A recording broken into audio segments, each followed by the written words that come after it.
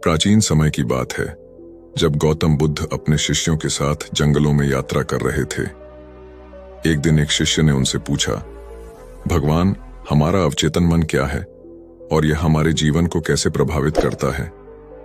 बुद्ध ने उसे बड़े ध्यान से देखा और मुस्कुराते हुए कहा, वत्स, तुम्हारा अवचेतन मन तुम्हारे जीवन का वह हिस्सा है जो हर समय सक्रिय रहता है।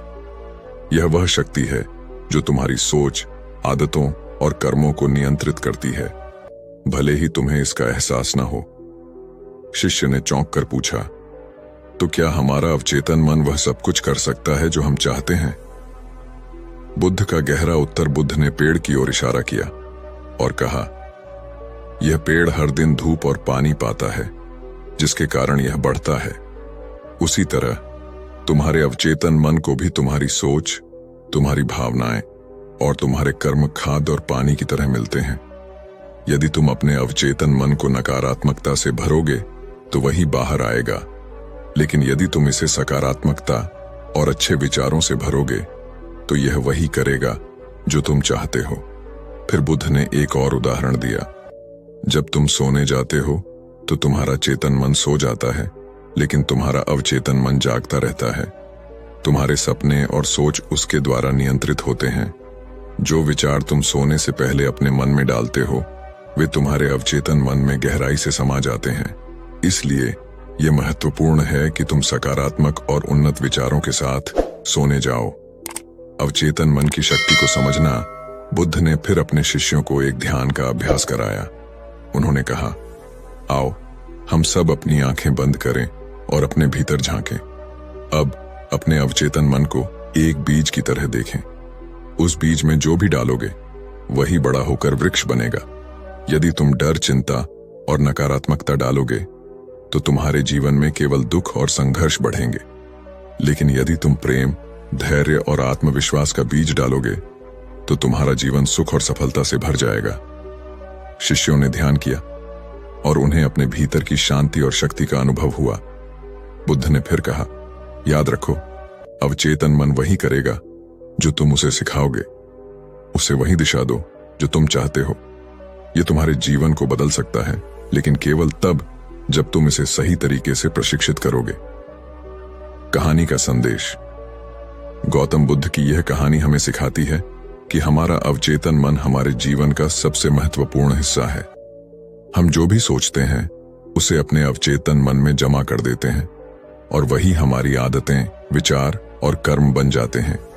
यदि हम अपने मन को सकारात्मक दिशा में प्रशिक्षित करें तो हम अपने जीवन में असीम सफलता और शांति प्राप्त कर सकते हैं।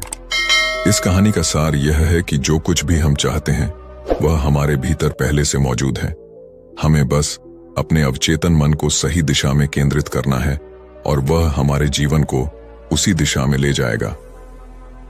निष्कर्ष, जब भी तुम अपने जीवन में किसी बदलाव की आवश्यकता महसूस करो, यह कहानी याद रखना।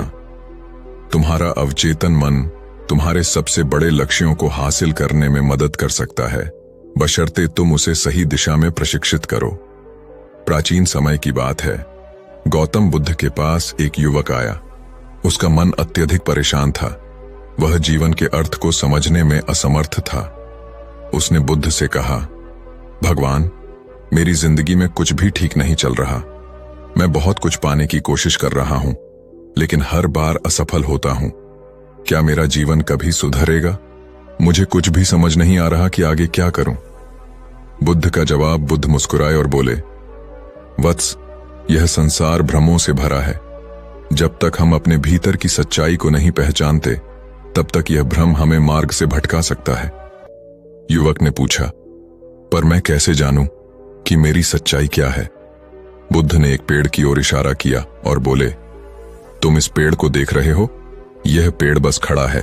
वह न तो अपनी तुलना किसी दूसरे पेड़ से कर रहा है और न ही वह यह सोचता है कि उसे कुछ और बनना चाहिए। वह बस अपनी प्रकृति में खड़ा है। हम मनुष्य हमेशा तुलना करते रहते हैं और इस तुलना से दुखी होते रहते हैं। 3 महत्वपूर्ण बातें।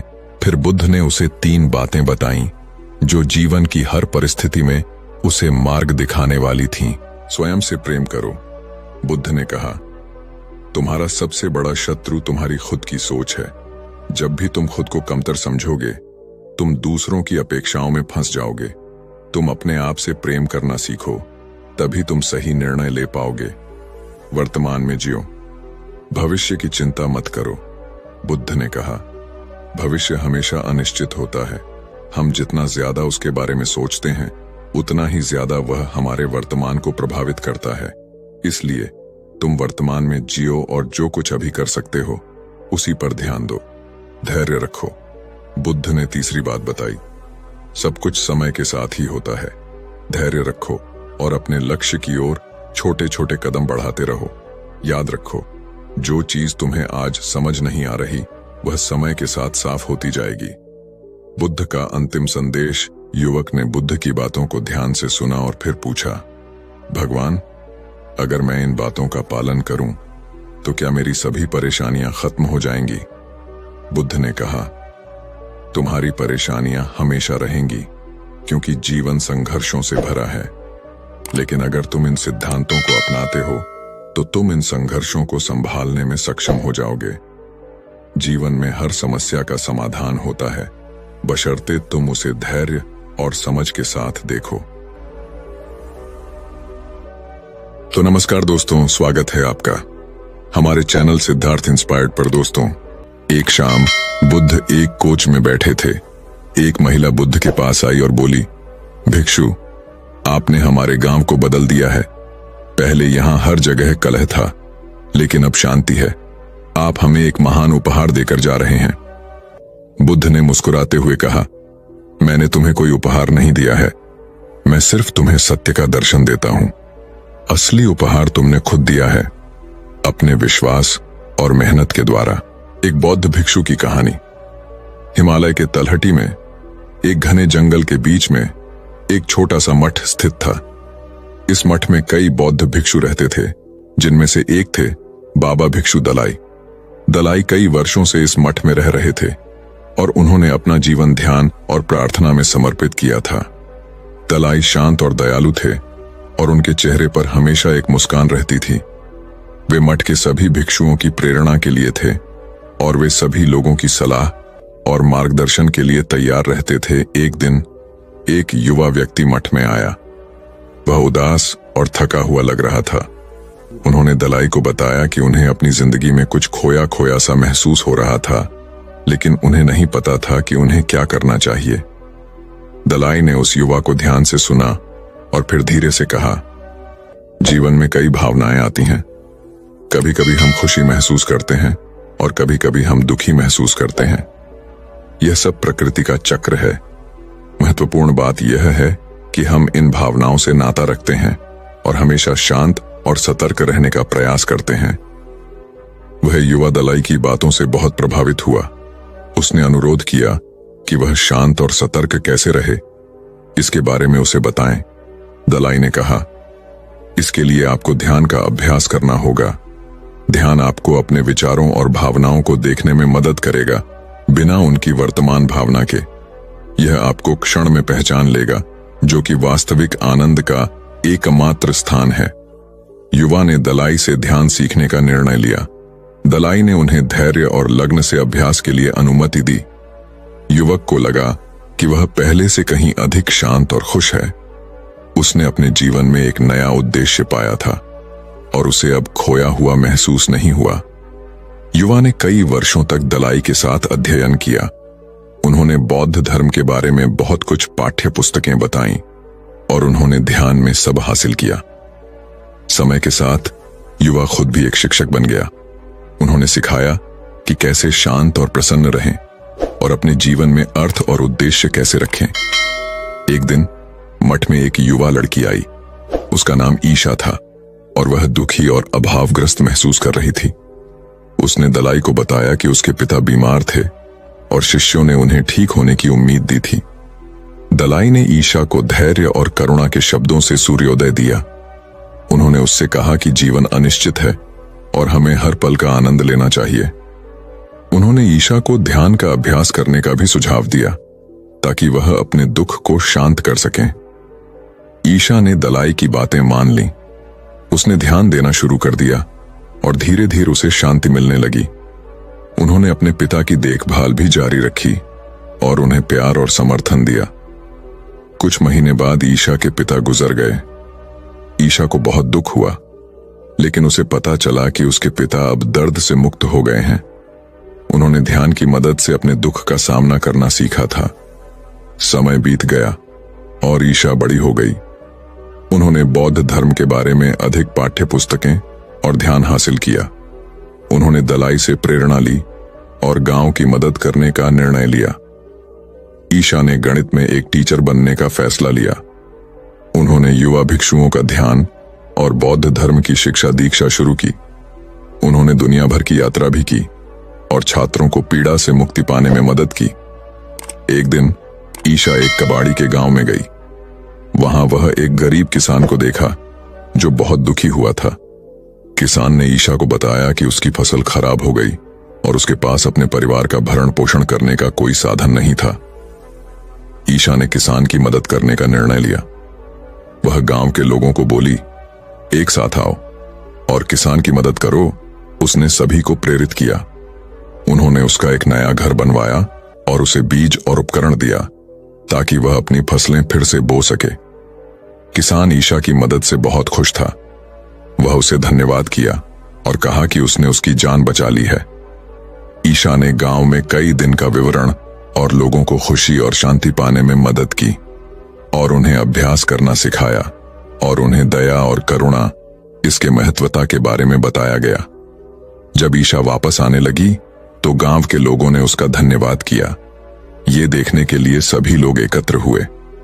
गांव के लोगों को उसके जाने का दुख था, लेकिन उन्हें यह भी खुशी हुई कि उन्होंने उनकी मदद की। ऐसा हो सकता है कि महात्मा बुद्ध उस व्यक्ति को कहते हैं, इसी प्रकार मैं कभी किसी को निर्धन या गरीब होने के लिए नहीं कहता। निर्धनता या गरीबी तुम्हारे विकास में बाधक बे बन जाती है, जिससे तुम और कुछ नहीं सोच पाते, ना ही कुछ समझ पाते हो। इन भिक्षुओं को देखो, जब इन्हें भोजन की आवश्यकता होती है तो यह भिक्षा मांगने के लिए निकल पड़ते हैं, लेकिन यह भिक्षा कहां से आती है? इसके जवाब में व्यक्ति कहता है, हे तथागत, हर कोई रोज मेहनत करता है ताकि उसके परिवार का पालन पोषण हो सके, और जो वह मेहनत करता है उसके बदले में उसे कुछ पैसे मिलते हैं। उन पैसों से भोजन खरीदता है और वही भोजन वह आपको भी सौंप है और वहीं से भिक्षा आती है। तभी महात्मा बुद्ध उस व्यक्ति से एक और प्रश्न करते हैं, बेटा यह बात तो सत्य है, लेकिन तुम क्या मुझे यह बता सकते हो कि आखिर यह धन कहां से आता है? इसका जवाब देते हुए व्यक्ति कहता है, हे तथागत, धन तो सभी लोग अर्जित करते हैं, सभी कमाते हैं। तभी महात्मा बुद्ध इस व्यक्ति को समझाते हुए कहते हैं, ठीक इसी प्रकार दुनिया में यदि हर कोई भिक्षा मांगने लग जाए तो आखिर भोजन कहां से आएगा? अनाज कौन उगाए? व्यापार कौन करेगा? और लोगों की रक्षा के लिए धन कहां से इकट्ठा होगा? लोगों की जरूरतें कैसे पूरी होंगी? यह सुनकर व्यक्ति थोड़ा सा अचरज में पड़ गया और महात्मा बुद्ध से कहता है, किंतु हे तथागत, आप ही तो कहते हैं कि मनुष्य की इच्छा, कामना और वासना, लालच और क्रोध ये सभी मनुष्य के विकार हैं और हमें इनसे दूर रहना चाहिए, तभी वह आत्मज्ञानी कहलाता है। तभी महात्मा बुद्ध कहते हैं, बेटा मैं तो अभी भी यही कह रहा हूं कि मनुष्य को इन सब चीजों से दूर रहना चाहिए। इस पर व्यक्ति महात्मा बुद्ध की बात काटते हुए कहता है, हे तथागत, पर दुनिया तो इसी पर चल रही है। इसके बिना भला यह संसार कैसे चल सकता है? हर किसी को पैसों की जरूरत है। बिना पैसों के वह अपने परिवार को नहीं चला सकता। वह अपने परिवार का पालन पोषण नहीं कर सकता। वह अपने परिवार के लिए भोजन नहीं ला सकता, और यदि वह पैसे नहीं कमाए तो वह भूखा मर जाएगा। तभी महात्मा बुद्ध कहते हैं, बेटा यह संसार इन चीजों से नहीं चल रहा, इन चीजों से बिगड़ रहा है। इस पर व्यक्ति कहता है, हे तथागत, आखिर आप क्या कहना चाहते हैं? मैं आपकी बात समझ नहीं पा रहा। संसार में इच्छा, कामना, वासना और क्रोध ही तो है, और जब हम इनका त्याग कर देते हैं तब हम आध्यात्म के मार्ग की ओर आगे बढ़ते हैं, अर्थात मुक्ति के मार्ग पर, यानी कि हम सन्यासी के मार्ग पर चलते हैं। इस पर महात्मा बुद्ध जवाब देते हुए कहते हैं, बेटा तुमने जो कुछ कहा वह भी एक बहुत बड़ा सत्य है। इच्छा, कामना, वासना और क्रोध ऐसे ही बुरी भावनाओं को छोड़ देने से हम संसार छोड़कर सन्यासी हो जाते हैं, और इन्हीं सभी चीजों को छोड़कर भी हम संसार में जी सकते हैं, धन कमा सकते हैं, मान पद प्रतिष्ठा और सम्मान कमा सकते हैं, क्योंकि हम सब अपना कर्म ही तो कर रहे हैं। एक किसान खेती करता है, पर वह अपनी खेती बिना बुरी भावनाओं के भी कर सकता है। एक व्यापारी व्यापार करता है, और इस व्यापार में चीजों को यहां से वहां पहुंचाना होता है, और वह व्यापारी इन चीजों को बिना बुरी भावना के कर सकता है। ठीक उसी प्रकार एक राजा भी अपनी प्रजा की रक्षा करता है, और वह भी अपने कर्म बिना किसी बुरी भावना के कर सकता है। और एक भिक्षु इन सभी लोगों को सही प्रकार और सही कार्य करने के लिए मार्गदर्शन करते हैं, जो उस भिक्षु का कर्म है, जो उसका कार्य है। और जो व्यक्ति जागृत होकर अपने कर्मों का सही पालन करता है, वास्तविकता में वही सन्यासी है, वही भिक्षु है, क्योंकि हम जो भी कर्म कर रहे हैं वह हमारा इस संसार में रहने के लिए, जीवित होने के लिए, जीवन जीने के लिए केवल एक माध्यम मात्र ही है। उसे छोड़कर हम कुछ भी नहीं पा सकते, और हमारे सभी कर्म करते हुए हमारा मुख्य उद्देश्य जागृत होना है, खुद को पहचानना है, खुद को जानना है। एक बार यदि हमारे भीतर ज्ञान का उदय हो गया, तब हम चाहे जो भी करें, वह फिर संसारी हो या सन्यासी, सब एक ही होते हैं। इस पर व्यक्ति महात्मा बुद्ध से कहता है, हे बुद्ध, किंतु मैंने तो देखा है कि आप अपने संघ में उन लोगों को भी शामिल कर लेते हैं जो लोग अपने परिवार को छोड़कर आए, अपने माता पिता को छोड़कर आए हैं, अपने बीवी बच्चों को छोड़कर आए हैं। क्या आप उनसे कभी यह कहते हैं कि जाकर अपनी जिम्मेदारियां पूरी करो, जाओ अपनी जिम्मेदारियां संभालो और धन कमाओ, और वहीं पर रहकर तुम आत्मज्ञान प्राप्त करो? उस व्यक्ति के प्रश्न का जवाब देते हुए महात्मा बुद्ध कहते हैं, भक्ति, क्या तुम शांति को हवा में उड़ा सकते हो? इसके जवाब में वह व्यक्ति कहता है, नहीं, मैं नहीं उड़ा सकता। तभी महात्मा बुद्ध कहते हैं, केवल एक बच्चा ही हाथी को हवा में उड़ा सकता है। ठीक उसी प्रकार जिस व्यक्ति को जो बनना है वह बनकर ही रहेगा। जैसे किसी व्यक्ति को राजा बनना है तो वह राजा बनेगा, किसी व्यक्ति को व्यापारी बनना है तो वह व्यापारी बनेगा। ठीक इसी प्रकार यदि किसी व्यक्ति को आत्मज्ञान की प्राप्ति करनी है तो उसे सब कुछ तो त्यागना ही होगा। आगे महात्मा बुद्ध उस व्यक्ति से कहते हैं, बेटा, क्या तुम सब कुछ छोड़कर आत्मज्ञान के मार्ग पर आगे बढ़ते, या फिर तुम यह सोच रहे थे कि इस रास्ते पर चलकर जीवन आसान हो जाएगा, जो होगा सब अच्छा होगा, सब कुछ अपने आप ही मिलने लगेगा, मुझे तो कुछ करने की आवश्यकता ही नहीं पड़ेगी, सारे दुख दर्द सब कुछ समाप्त हो जाएगा और जीवन में चमत्कार होने लगेगा और अंत में मुक्ति भी मिल जाएगी। महात्मा बुद्ध की यह बात सुनकर उस व्यक्ति को अपनी गलती का एहसास हो गया। पदोन्नति महात्मा बुद्ध के चरणों में गिर पड़ा और कहने लगा, हे तथागत, आप सत्य कहते हैं। मैंने तो कुछ ऐसा ही सोचा था, क्योंकि मेरा व्यापार सही नहीं चल रहा था, तो मुझे लगा कि सब कुछ छोड़कर सब मिल जाएगा, मुझे कुछ करने की आवश्यकता ही नहीं पड़ेगी और मेरे सारे दुख दर्द हमेशा हमेशा के लिए खत्म हो जाएंगे और मैं आत्मज्ञान भी प्राप्त कर पाऊंगा। तभी महात्मा बुद्ध उस व्यक्ति से कहते हैं, बेटा, भिक्षु हो जाना कोई आसान बात नहीं है, इसके लिए सब कुछ त्यागना पड़ता है। एक एक चीज जिसे तुम बहुत प्रेम करते हो, वह सारी चीजें तुमसे एक एक करके दूर हो जाती हैं। तो क्या तुम भिक्षु बनने के लिए तैयार हो? क्या तुम सब कुछ छोड़कर आध्यात्म के मार्ग में आगे बढ़ना चाहते हो? इसके जवाब में व्यक्ति कहता है, हे तथागत, मुझे मेरी गलती का एहसास हो चुका है, मुझे भिक्षु नहीं बनना, मैं तो व्यापारी ही ठीक हूं, मैं तो अपने संसारी जीवन में ही ठीक हूं, परंतु अब भी मेरे मन में एक प्रश्न शेष बचा है। अगर आपकी आज्ञा हो तो वह प्रश्न भी मैं आपसे पूछना चाहूंगा। तभी महात्मा बुद्ध उसे आज्ञा देते हैं। इस पर व्यक्ति कहता है, हे तथागत, आप ही तो कहते हैं कि धन नहीं कमाना चाहिए, पद प्रतिष्ठा अहंकार हमें दुख की ओर ले जाते हैं, और संसार में यही तो है, और क्या है? यदि हमें संसारी जीवन जीना है तो हमें यह सब तो करना ही पड़ेगा। तभी महात्मा बुद्ध मुस्कुराते हुए उस व्यक्ति से कहते हैं, क्या तुम्हें भूख लगी है? इस पर व्यक्ति कहता है, हां तथागत, मुझे बहुत भूख लगी है। तभी महात्मा बुद्ध उस व्यक्ति को भोजन करवाते हैं। उसे भरपेट भोजन खिलाने के बाद महात्मा बुद्ध उस व्यक्ति से कहते हैं, लो और खाओ, यह सब तुम्हारे लिए ही है। इसके जवाब में वह व्यक्ति कहता है, तथागत, मैं पहले ही बहुत ज्यादा खा चुका हूं, अब मुझसे और नहीं खाया जाएगा। मेरे पेट में अब थोड़ी भी जगह नहीं रह गई है। यदि मैंने और अधिक खाया तो मेरा पेट दर्द करने लग जाएगा और फिर मुझे तरह तरह की परेशानियां होने लगेंगी। मैं परेशान हो जाऊंगा।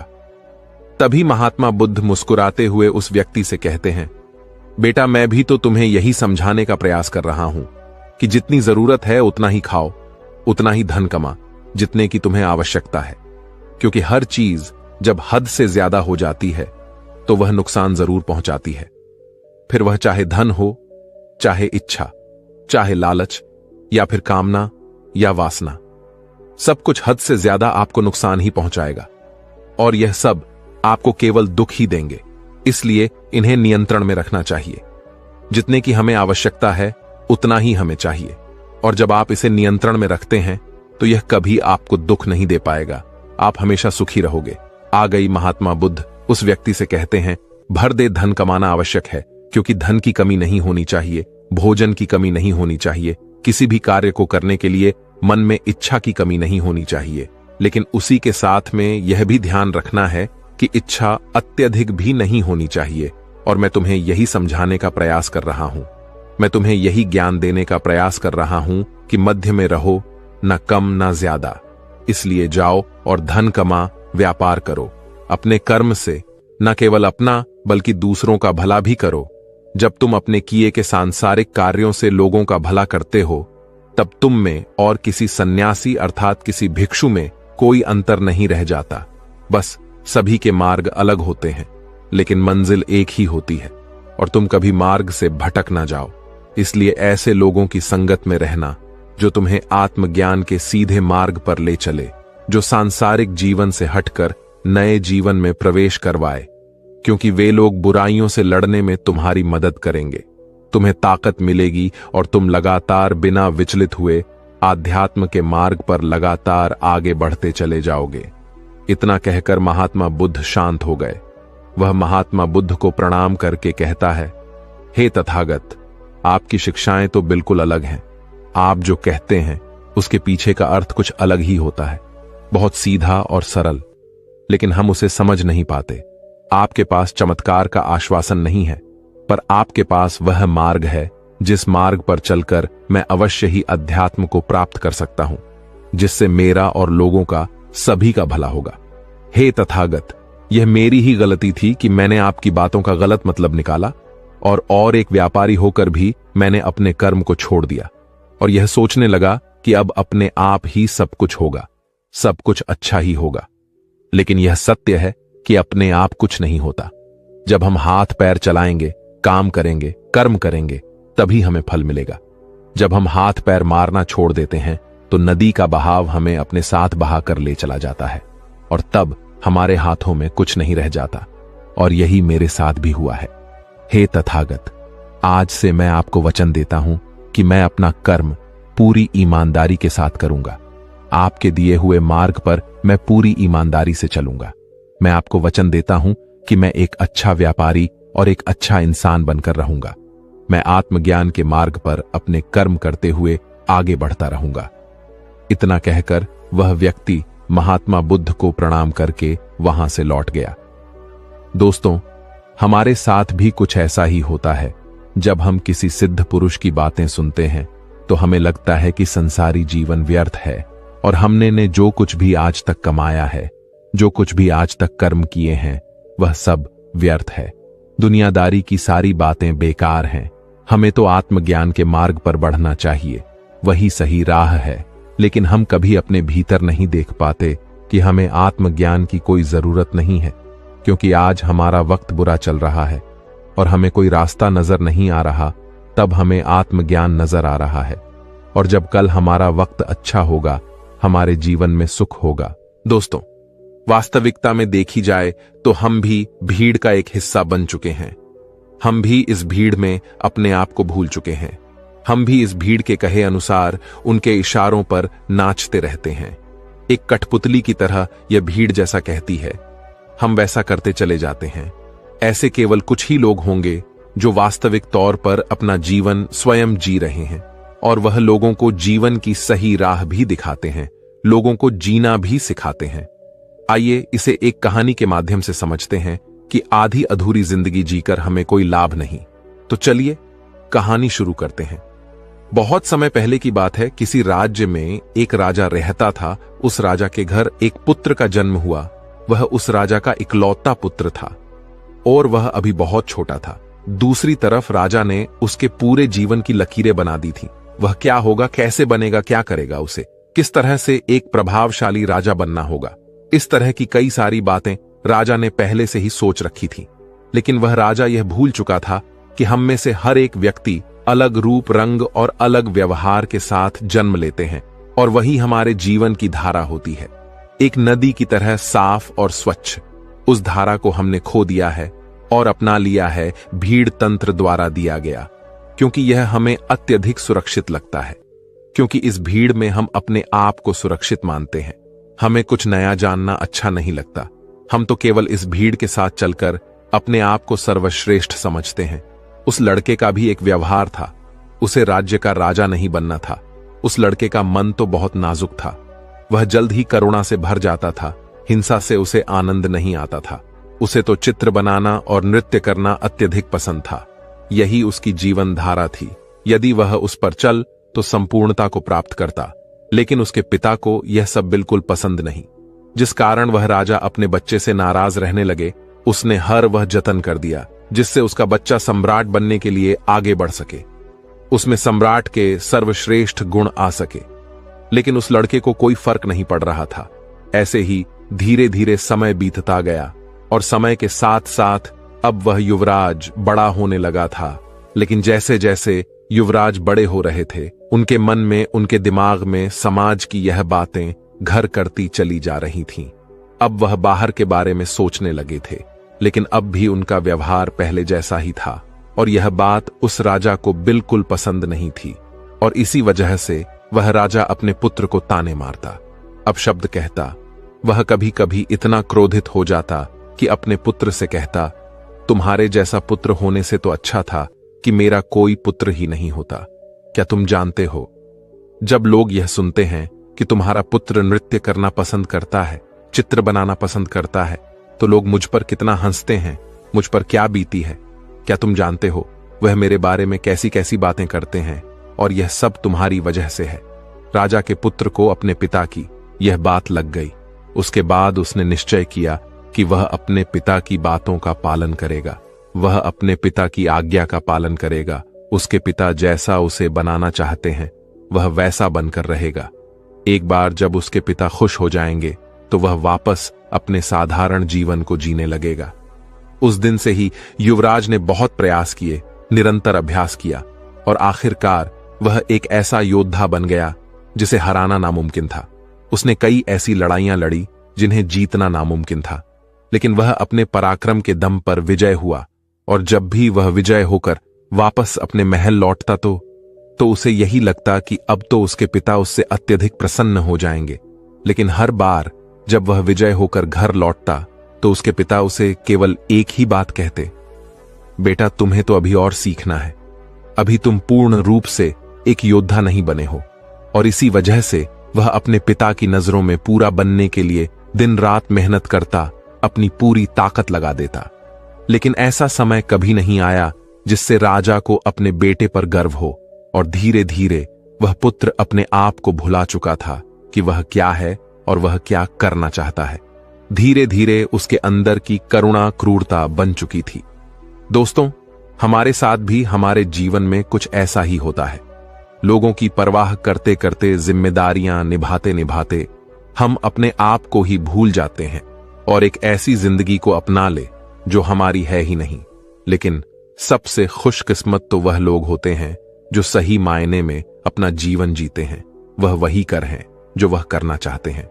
दोस्तों, आज की कहानी प्रारंभ करने से पहले आपसे एक छोटी सी गुजारिश है कि अब तक आपने हमारे चैनल को सब्सक्राइब नहीं किया तो प्लीज चैनल को सब्सक्राइब कर ले, बेल नोटिफिकेशन को ऑल पर सेट कर दे, जिससे हमारी आने वाली वीडियो की सूचना सबसे पहले आपको प्राप्त हो और उसका आप लाभ उठा सके। तो चलिए आज की कहानी को प्रारंभ करते हैं। दोस्तों, गरीबी एक बहुत ही मुश्किल और दुखद चीज है। गरीबी में इंसान को बहुत कुछ महसूस होता है। उसकी भावनाएं बहुत ही उदासी और दर्द से भरी होती है। वह अपने आप को बहुत ही लाचार महसूस करता है। कई बार वह महसूस करता है कि वह कुछ भी नहीं कर सकता, क्योंकि उसके वश में कुछ होता ही नहीं है। उसके जीवन में कई समस्याएं होती हैं। गरीबी में रहने वाला व्यक्ति बहुत ही अपने आप में बंधा हुआ होता है। कई बार गरीबी इंसान अपने परिवार को 2 वक्त की रोटी नहीं खिला पाता और वह अनेक प्रकार की मुश्किलों का सामना करता है। उसके भाग्य में चाहे जो कुछ भी खुशियां हो, लेकिन उसे वह खुशियां आसानी से नहीं मिल पाता। मानो कोई अनकहा नियम हो या कोई कुदरत का करिश्मा जो उसके पास आने से धन को रोक रही हो। कोई ऐसी बात है जो कि वह इंसान गलत कर रहा हो। वह अपने सपनों को पूरा करने में अपने आप को हारा हुआ महसूस करता है। लेकिन दुनिया की माने तो हमें हमेशा आशा बांधे रखनी चाहिए। यह मानकर चलना चाहिए जो कुछ होगा अच्छा ही होगा, क्योंकि कहते हैं ना, जब रास्ता मुश्किल होता है तो आपको धीरज और आपको कड़ी मेहनत की आवश्यकता होती है। जब आपको पता चले कि जो आप खेल खेल रहे हो, समझने और सोचने आए हो सफलता और पैसे के बारे में, वह सब पाने का कोई तरीका हो और आप उस तरीके से, उस नियम से वंचित हो, तब हमारा धीरज हमारी लाख कोशिशें भी नाकाम होती है। दोस्तों, यदि किसी खेल में जीतना है तो हमें उस खेल के नियम मालूम होना चाहिए। बहुत जरूरी होता है। नियमों को समझने के बाद ही हम यह जान सकते हैं कि हमें कैसे नियमों को अपने हित में इस्तेमाल करना है। आज हम ऐसे ही कुछ नियमों को एक बौद्ध कहानी के द्वारा जानने का प्रयास करते हैं। बहुत समय पहले की बात है। एक छोटे से गांव में दीनानाथ नाम का एक युवक रहता था। वह अपनी गरीबी से बहुत ज्यादा परेशान था। दीनानाथ की जिंदगी में बहुत ही कठिनाइयों से भरी हुई थी। वह एक गरीब परिवार से था और उसके पास आर्थिक समस्याएं बहुत थी, जिन्होंने उसे बहुत परेशान कर दिया था। वह एक छोटे से पंसारी की दुकान पर काम करता था, लेकिन उसकी कमाई इतनी ही थी कि घर के आर्थिक बोझ को सहना मुश्किल हो रहा था। एक दिन परेशान होकर वह उदास मन के साथ एक वृक्ष के नीचे बैठकर रो रहा था। रास्ते में उसे उसका एक पुराना मित्र मिला। इस मित्र से मिलने पर उसका चेहरा खुशियों से भर गया, क्योंकि वह अपने मित्र से बहुत समय बाद मिला था। बचपन से ही दीनानाथ अपने इस प्रिय मित्र के बहुत करीब था। वह दोनों बहुत ही खुश थे। उसका मित्र पूछता है, दीनानाथ, तुम कहाँ जा रहे हो और आजकल क्या कर रहे हो? तब दीनानाथ ने उदास मन से अपनी सारी परेशानी अपने मित्र को बताई कि कैसे वह गरीबी से जूझ रहा है और अपने घर वालों की जरूरतें भी नहीं पूरी कर पा रहा है। 2 वक्त की रोटी कमाना भी उसे बहुत मुश्किल हो गया है। तब उसके मित्र ने उससे कहा, मित्र, घबराओ मत, यही पास में एक गुरु रहते हैं, वह तुम्हारी मदद अवश्य कर सकते हैं। तुम्हें एक बार उनके पास जानी चाहिए। अपने मित्र की बात सुनकर दीनानाथ उस गुरुवर के पास जा पहुंचा और उनसे कहता है, गुरुवर, इस दुनिया में कुछ लोग इतने सफल हैं कि करोड़ अरबों रुपए कमा रहे हैं, जबकि कुछ लोग ऐसे भी हैं जिन्हें गरीबी की वजह से एक वक्त की रोटी भी नसीब नहीं हो पाती। आखिर ऐसा क्यों होता है? भगवान तो हम सबको एक ही जैसा बनाया है, चाहे अमीर हो, गरीब हो, सेहत तंदुरुस्त हो या बीमार हो, फिर चाहे वह किसी भी जाति का हो। आखिर वह तो सबका भगवान है। तो फिर वह ऐसा क्यों करता है कि किसी को इतना पैसा दे देता है तो वह किसी को भूखा रखता है। उस गुरु ने उस व्यक्ति की सारी बात सुनी और बोला, बच्चा, तुम बिल्कुल सही कह रहे हो। वह भगवान हम सभी का है, चाहे वह कोई भी हो, किसी भी जाति का हो, लेकिन हम सब तो उसकी ही परछाई है। तो फिर हम सबको एक समान होना चाहिए, लेकिन हम तो एक समान नहीं है, एक जैसा नहीं है। आपस में लड़ते हैं, झगड़ते हैं, तो भला वह हमें एक जैसा क्यों बनाएगा? यह सोचने वाली बात है। अच्छा, तुम मुझे एक बात बतलाओ। माना कि तुम्हारे 2 बच्चे हैं, एक बहुत ही समझदार है, वही दूसरा बच्चा समझदार नहीं है। वह नशा करता है, पैसा बर्बाद करता है।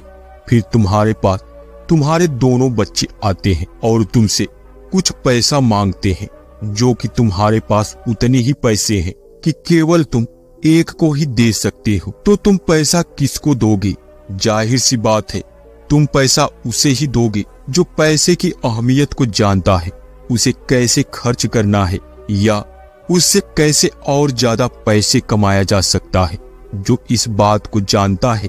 यकीनन तुम पैसा उसे ही दोगे, ना कि उसे दोगे जो पैसा बर्बाद करता है, नशा करता है, पैसे की अहमियत नहीं समझता है। तुम पैसा बिल्कुल उसे नहीं दोगे जो बर्बाद करता है।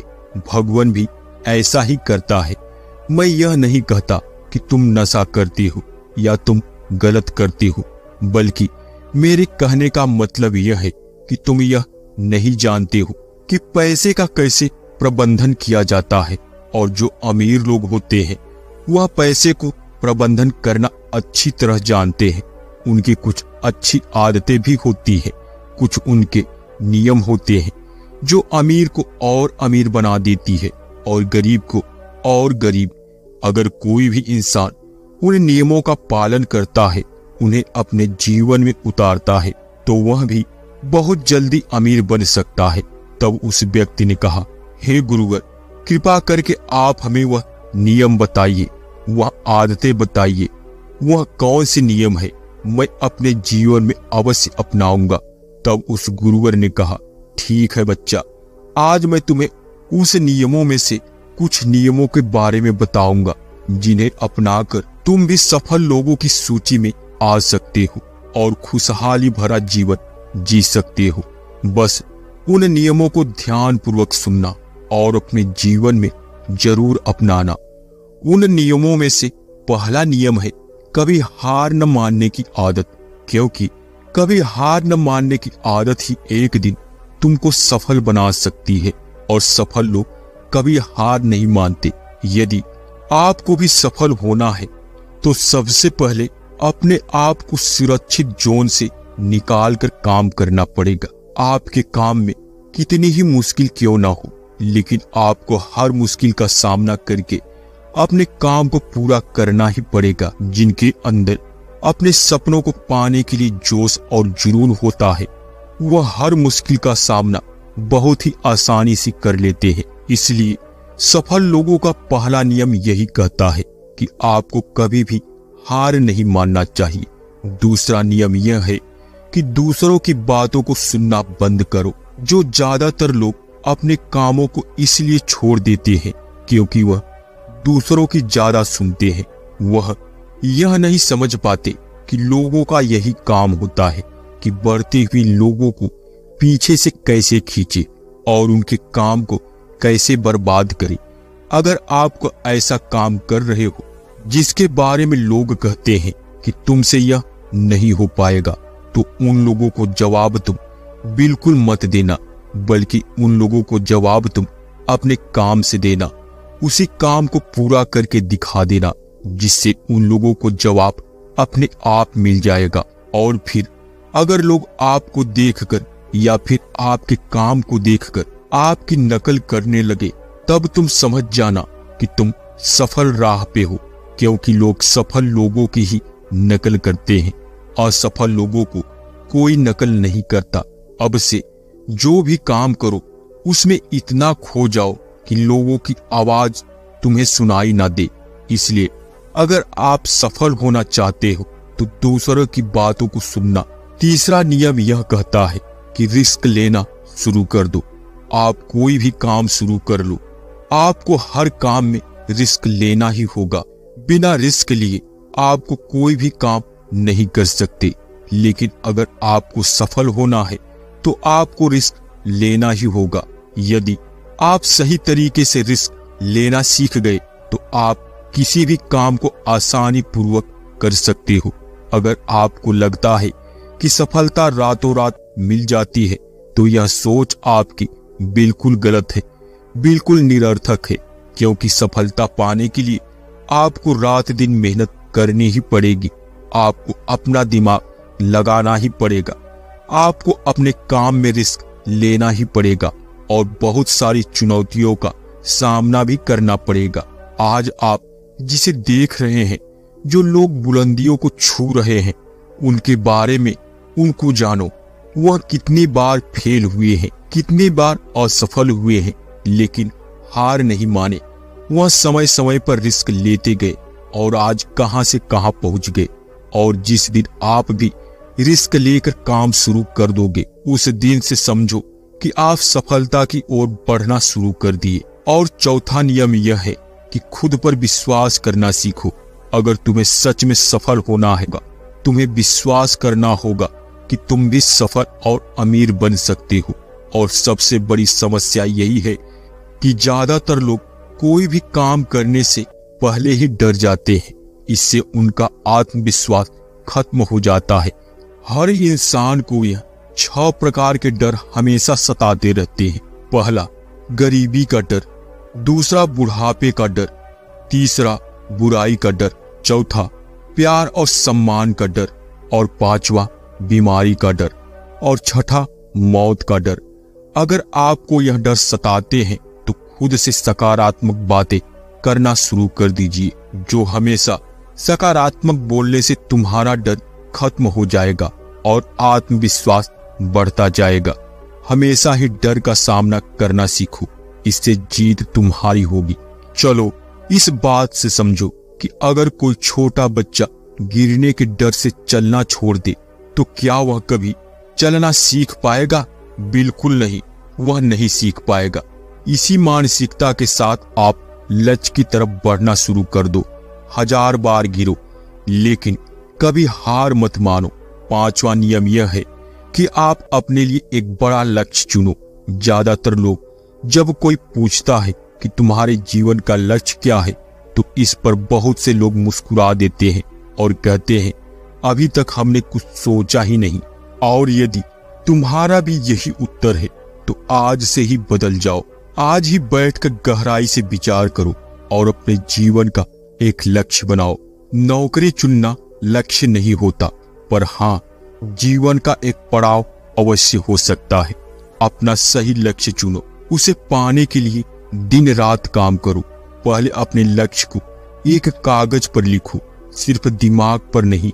दूसरा, अपने लक्ष्य को पाने के लिए तुम क्या कर सकती हो? क्या तुम सोना कम कर सकते हो? क्या तुम ज्यादा मेहनत कर सकते हो? क्या तुम गप्पे मारना छोड़ सकते हो? या फिर क्या तुम अपने लक्ष्य के संबंधित किताबें पढ़ना शुरू कर सकते हो? कम से कम 3 बार अपने लक्ष्य को बोलकर अपने दिमाग में दोहराओ। इससे तुम्हारे दिमाग में बात अच्छी तरह से बैठ जाएगी कि अपने दिमाग से तुम क्या चाहते हो। फिर तुम्हारा दिमाग उसी दिशा में काम करने लग जाएगा और तुम्हारे सामने तुम्हारे लक्ष्य को प्राप्त करने के नए नए तरीके प्रस्तुत करना शुरू कर देगा, जिन पर काम करके तुम अपने लक्ष्य को हासिल कर सकते हो। छठा नियम है कि आप जो भी करना चाहते हो वही काम करो। आपको वही काम करना चाहिए जिस काम में आपको मजा आता हो, जिस काम में आपको रुचि हो। किसी के दबाव में आकर कोई भी काम शुरू मत करो। उनसे कह दो कि मुझे यह काम पसंद नहीं है, क्योंकि अगर आप वह काम करना शुरू कर देते हो, इस तरह आप कभी सफल नहीं हो पाओगे जिस काम के प्रति आपको बोरियत महसूस होती है। और 7वां नियम है कि सबसे जरूरी काम पहले करो। अगर आप अपने सबसे जरूरी काम को पहले खत्म कर देते हैं तो बाकी के बचे हुए काम आपके लिए और भी आसान हो जाते हैं। और 7वां नियम है कि सबसे जरूरी काम पहले करो। अगर आप अपने सबसे जरूरी काम को पहले खत्म कर देते हो तो बाकी के बचे हुए काम आपके लिए और भी आसान हो जाते हैं। सबसे जरूरी काम को पहले करने से आपका तनाव खत्म हो जाता है। इसलिए अपने दिन के सबसे जरूरी काम को सबसे पहले खत्म कर लेना चाहिए। और 8वां नियम यह है कि आप अपने काम पर पूरी तरह फोकस रखो। यदि आपका किसी काम में फोकस नहीं होता तो आपका काम कभी भी खत्म नहीं होगा। जब तक किसी काम को पूरी फोकस के साथ नहीं किया जाए तब तक उस काम को करने का कोई मतलब नहीं होता। इसलिए कोई भी काम करो तो उसे पूरी तल्लीनता के साथ करो। 9वां नियम है कि अपना दिमाग लगाकर खूब मेहनत करो। सफल होने के लिए आपको बहुत मेहनत करनी पड़ेगी। जिस भी क्षेत्र से हो उस क्षेत्र में इतनी मेहनत करो कि उस क्षेत्र से संबंधित सारे काम आपको बहुत ही आसान लगने लग जाए। यदि आप मेहनत करके अपने काम से संबंधित सारी चीजों को सीख लेते हो तो आप बहुत ही जल्दी सफल हो सकते हो। सफल होने के लिए आपको अपने क्षेत्र का एक्सपर्ट होना पड़ेगा। और हाँ, मेहनत के साथ साथ आपको अपना दिमाग भी लगाना है। यदि आप मेहनत करते रहोगे और आपका दिमाग नहीं लगा पाओगे तो आप एक सफल इंसान नहीं बन पाओगे।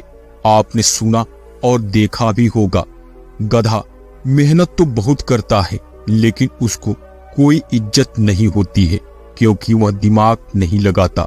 इसलिए खूब मेहनत करो और दिमाग लगाओ। अपने सपनों को पूरा करो। 10वां नियम यह है कि अपनी सभी गलतियों से सीखते रहो। लोग हमेशा अपनी गलतियों से कुछ ना कुछ सीखते रहते हैं।